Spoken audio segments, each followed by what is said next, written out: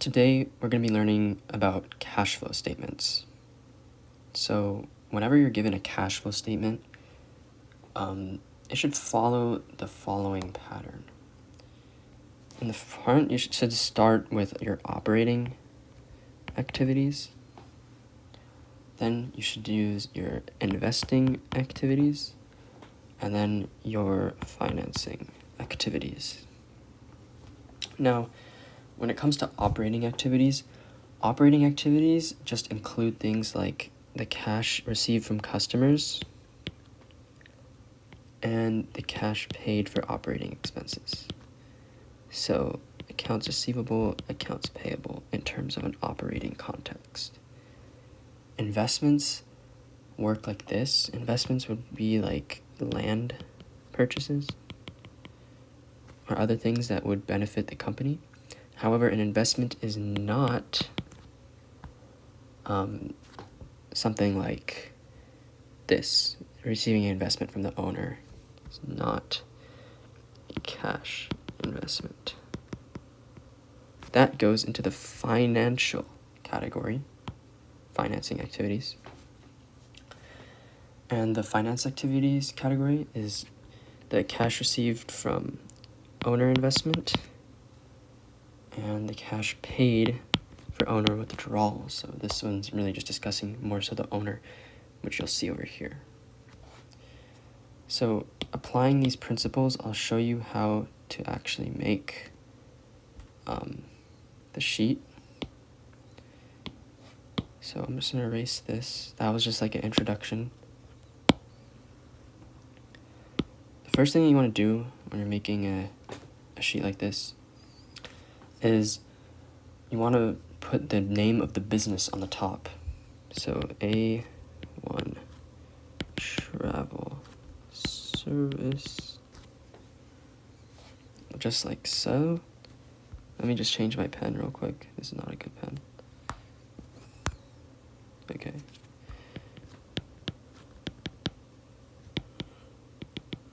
Okay, so for A1 Travel Service, we're going to be making a statement of cash flow.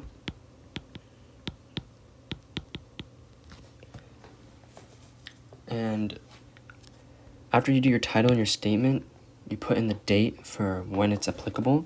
So it wants us to create the statement of cash flow for the year ending in August 31st, 2006. So we're going to put for the year ended August 31st, 2006.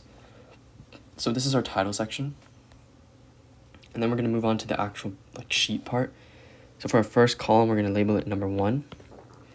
And for the first column, if you recall, the order goes operating activities, investment activities, and financial activities. So at the top, we're going to do cash flow from operating activities.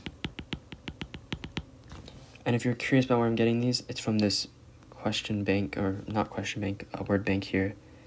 We're not going to use every single one here, but it's provided so that we don't get any points off. We use the exact wording. So number 1 is going to be the cash flow from operating activities. On the right, we're going to have an X and a Y. I'm just using XY because it's easy, but it really just means the left side would be, so the left side would be what you add up to calculate what you will eventually find on the right. You'll understand it soon. So number 2, because this is just a title, I should emphasize that. You always start with the accounts receivable and then the accounts payable. Every time you're given these, you always order it from accounts receivable first. So we want to know what type of cash did we receive from operating activities. Now, if you look up here, when operating, we received 1.4, essentially 1.5 million from our customers. So that's the first one I'm going to put. I'm going to put cash received from customers.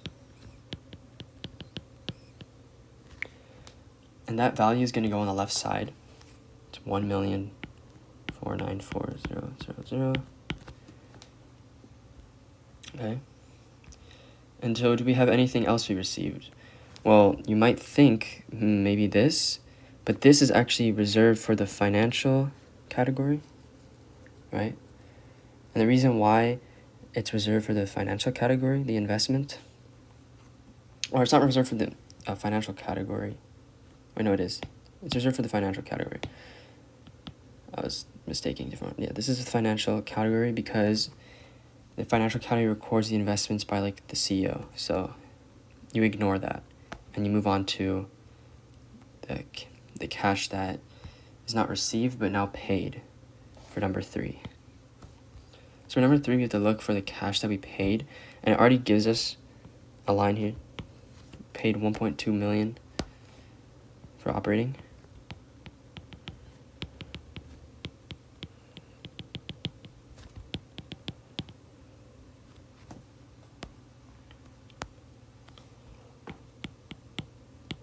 Now when you pay something, that means that the cash is leaving, right? So you have to account for the fact that to pay for something you need cash and you're going to lose cash. So to do that, instead of putting something like a negative symbol, we're going to use parentheses. This is basically going to imply that this minus this is equal to the net cash flow from our operating activities as a whole, and that when we subtract this, it will go into the y.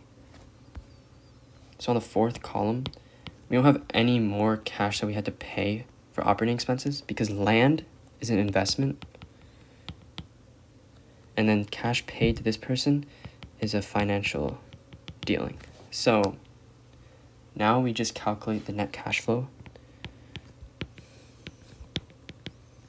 from operating activities. So when you subtract these two numbers, and don't put that sign there. When you subtract the two numbers, you should get 292,000. And you should put it on the right side. So now that we're done with cash received, we're going to move on to investments. So repeating the same thing, we're going to put cash flows from investing activities. Okay? And there's not going to be a value here because this is just a title. Let's continue this chart down here. So for number 6, we're going to calculate the cash used for investment activities. Now, we did not receive any cash for investment activities because, again, the cash received by Kate Duffner is a financial thing. So instead, we're going to look for the cash that we paid. And so over here, cash paid for land, we're just going to write down this value over here from cash paid for purchase of land. And this value is going to be written on this side.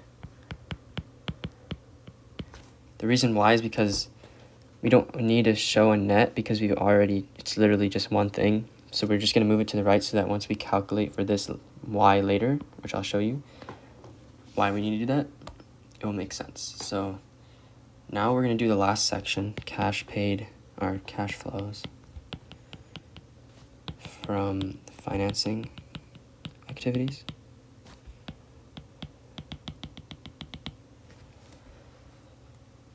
And this is a title. This is a title. And so when we're discussing cash flows from financing activities, the first thing that we got to do is look for the received, right? We're using the received paid order.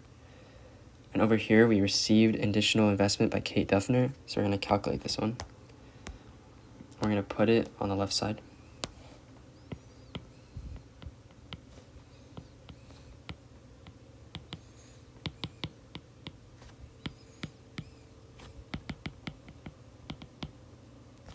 And the number was 45,000. Okay. And then we're going to look for whether or not we received anything else, or if it has to move on to paid. Looks like it has to move on to paid. So we're going to look at this area. It's 24,000. So the owner withdrew money.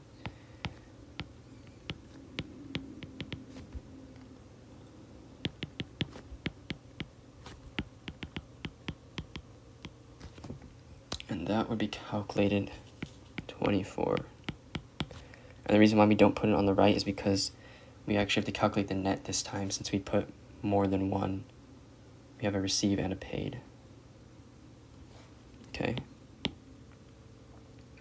So now we're going to move on to number 10. Number 10 is just going to be the net cash flow from financing activities.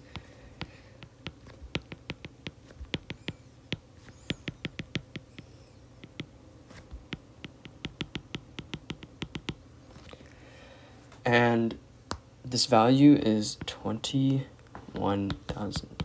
It's basically just 45K subtracted by 24K, and you put on the right, as we've been doing. So then, for number 11, number 12 and number 13. Now, you might be confused.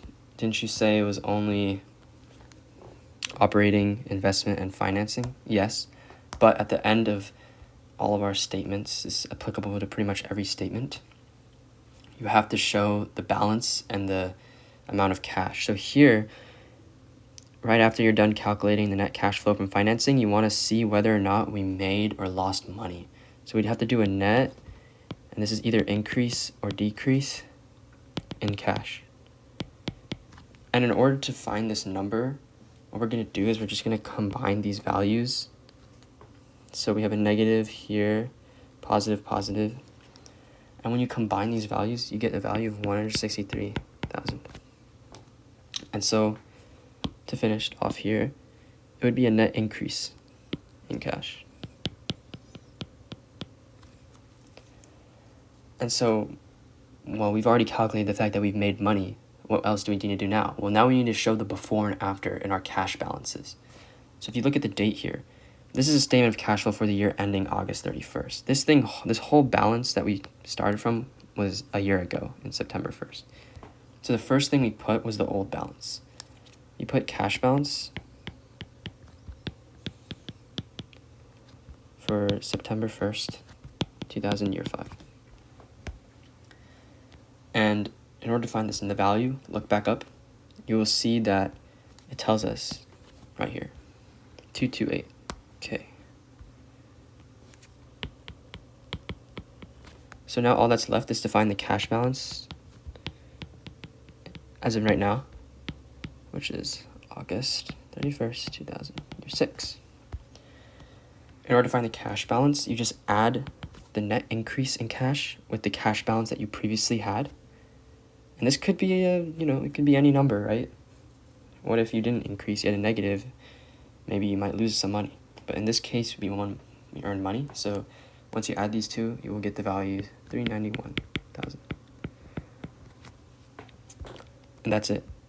That's your statement. Usually you'll do this in like spreadsheets with your columns on the side. Just remember the pattern: OIF, operating, investment, and financing. And also remember that investment is not investment by the CEO or anything like that. It's investment towards like production, like land. So those are good pointers.